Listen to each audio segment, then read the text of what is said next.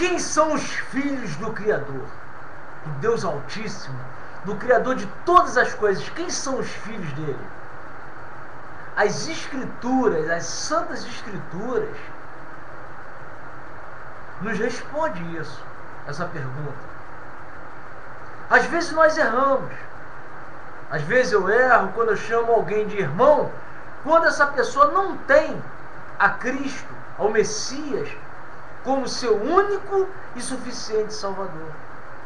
Quando essa pessoa não recebeu a Cristo, quando ela não crê no sacrifício do nosso Mestre lá na cruz, ela não vive em Cristo. Conforme o apóstolo Paulo disse, não vivo mais eu, mas Cristo vive em mim.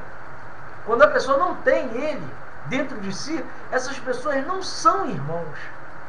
E nós às vezes erramos, chamamos todos de irmãos, quando na verdade não são. Os verdadeiros filhos do Criador de todas as coisas são aqueles que as Santas Escrituras relatam. Mas a todos quanto o receberam, deu-lhes o poder ou direito de se tornarem filhos de Deus. Filhos não nascidos da vontade da carne ou da vontade do sangue, não, mas nascidos do próprio Criador de todas as coisas. Então, todo aquele que recebeu a Cristo, todo aquele que recebeu pela fé o sacrifício do nome santo e poderoso do nosso amado Mestre, esse se tornou filho de Deus, filho do Criador. Quem não tem Cristo, esse não é filho de Deus. As Santas Escrituras dizem que esses são filhos da ira e filhos da desobediência. Então aquele que não tem a Cristo, aquele que não vive a palavra do nosso Messias, conforme ele disse, esses não são filhos de Deus, não são filhos do Criador, mas são filhos da ira. E não são irmãos, não são. Eles poderão até se tornar irmãos do momento em que eles passarem a crer nas Santas Escrituras, no que diz a palavra do nosso Criador. Então é importante que nós venhamos examinar as Escrituras. Nós não podemos fugir do foco. Nós não podemos fugir da direção na qual está posta sobre cada um de nós, na frente de cada um de nós. Ou eu estou em Cristo, ou Ele vive em mim, ou Ele não vive em mim. Ou eu estou enganado nesse mundo. Ou eu sou filho do Altíssimo, ou eu não sou filho do Altíssimo. Você mesmo pode fazer um exame dentro de você.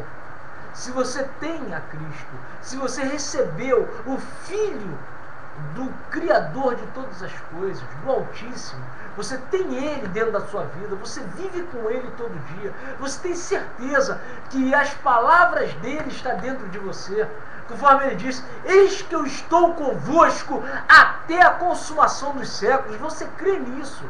Você tem certeza que Ele está com você todos os dias, que Ele nunca vai te abandonar? Você anda com Ele todos os dias?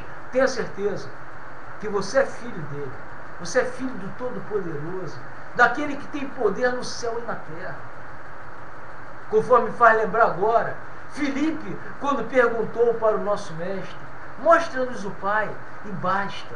Ele disse, Filipe, há tanto tempo estou convosco, e você me pergunta, mostra-nos o Pai?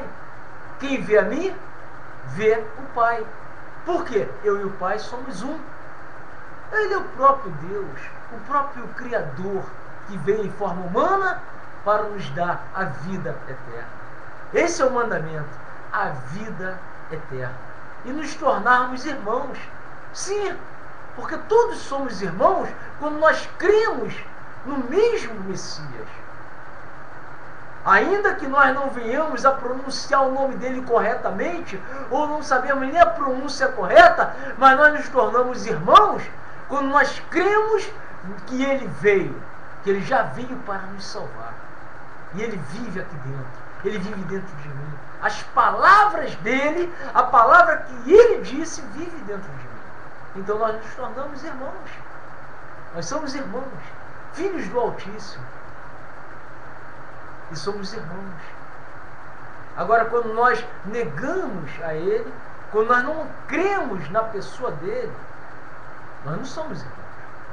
Então, os irmãos em Cristo são aqueles que receberam a Ele como único e suficiente Salvador. A todos aqueles que o receberam, deu-lhes o poder de se tornar filhos de Deus, filhos do Criador.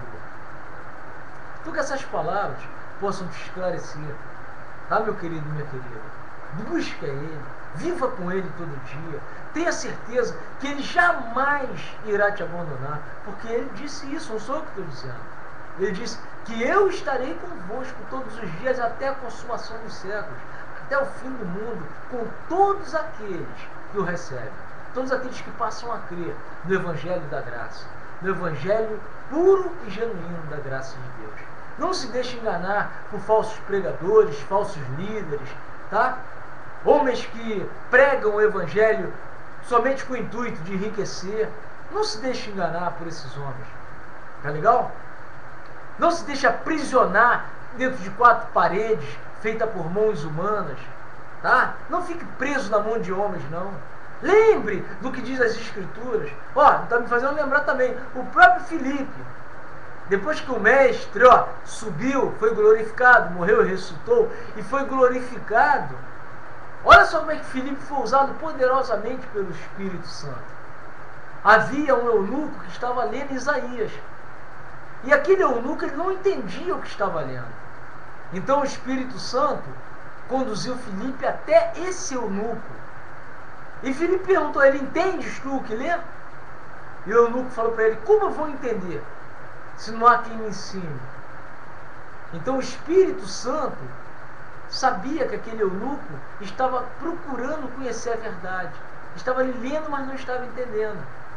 Então o Espírito Santo conduziu Filipe, que já tinha o conhecimento da verdade, até aquele eunuco.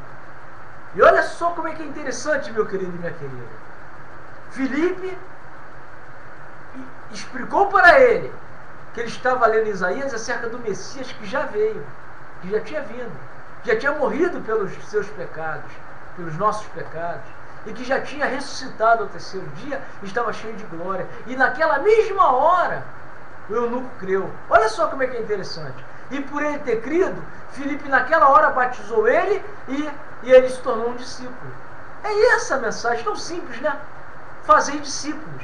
Ele se tornou um discípulo. Filipe não apanhou ele, botou ele dentro de uma congregação e ficou tomando o dízimo dele, tomando a oferta dele e aprisionando ele em 4 paredes, não. Não!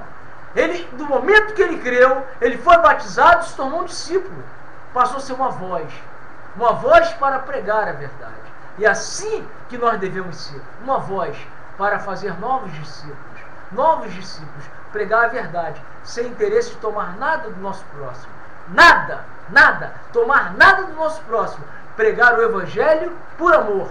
Pregar aquilo que Jesus falou: o que de graça recebeste, de graça dai. Essa é a mensagem do Evangelho. E não aquilo que nós estamos ouvindo aí, vendo aí no mundo. Homens que nunca se fartam. Homens amantes de si mesmo, avarentos, que quanto mais tem, mais eles querem. E não estão preocupados em pregar a verdade, não, meu querido. Poucos são os que pregam a verdade do Evangelho. Poucos que são os que pregam a verdade do Evangelho nos dias atuais. Que o Pai Celestial, o Criador, que tem todo o poder no céu e na terra, te ilumine, te esclareça e te abençoe. Amém.